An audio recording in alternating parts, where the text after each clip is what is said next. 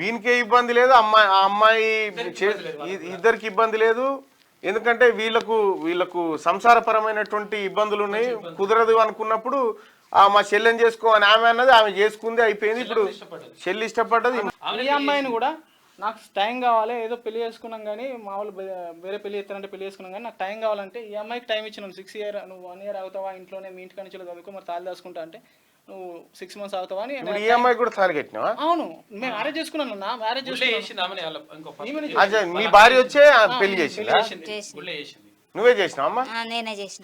వాళ్ళు దొంగతన వేరే పెళ్లి చేద్దామని వాళ్ళ అన్న ఇట్లా వాళ్ళ చిన్న కొడుకు ఇది భయపడ్డది, భయపడ్డది, చెల్లె భయపడ్డది అన్నట్టు.